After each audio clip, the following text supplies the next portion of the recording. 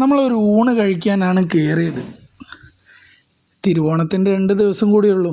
അതുകൊണ്ട് തന്നെ അവർ പറഞ്ഞു സദ്യയുണ്ട്, സദ്യ ആയാലോ എന്ന്. അപ്പം നമ്മളും കരുതി ഏതായാലും ഓണമൊക്കെ അല്ലേ, ഒരു സദ്യ കഴിക്കാമെന്ന്. വലിയ ഇലയിട്ടു. ആദ്യം തന്നെ ഉപ്പ് വിളമ്പി, പിന്നെ വറുത്തുപ്പേരി, ശർക്കര ഉപ്പേരി, അങ്ങനെ ഓരോ ഐറ്റംസായിട്ട് ഇലയിൽ വന്നു. അത്യാവശ്യം നല്ല ആംബിയൻസൊക്കെ ഉള്ള ഹോട്ടലാണ്, കോഴിക്കോടാണ്. ഒരുവിധം എല്ലാ ഐറ്റങ്ങളും ഓരോന്നായിട്ട്, പച്ചടി, പരിപ്പ്, ഉപ്പേരി, അങ്ങനെ ഓരോ ഐറ്റംസായിട്ട് നമ്മളെ ഇലയിലേക്ക് വീണുകൊണ്ടേയിരുന്നു. അവിയൽ,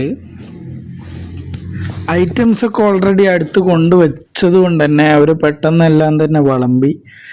ചോറും സാമ്പാറും ഒക്കെ ആയിട്ട്, ചോറെന്തോ നമുക്കൊരു വാങ്ങിട്ടാണോ അരിൻ്റെ ആണോ എന്നറിയില്ല, കുറച്ചൊന്നും ഇറങ്ങാത്ത പോലെ.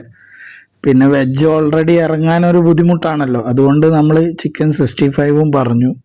ഒരു നോൺ വെജും ഇരിക്കട്ടെ, എല്ലാം കൂട്ടിയൊരു പിടി പിടിച്ചു. അതോടൊപ്പം തന്നെ പായസം ഉണ്ടായിരുന്നു.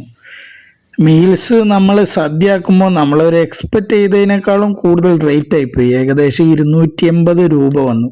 അപ്പം ആദ്യമേ ചോദിച്ചിട്ട് ഇരിക്കണമായിരുന്നു. സ്ഥലം അറിയാവുന്നവർ കൗണ്ട് ചെയ്യും.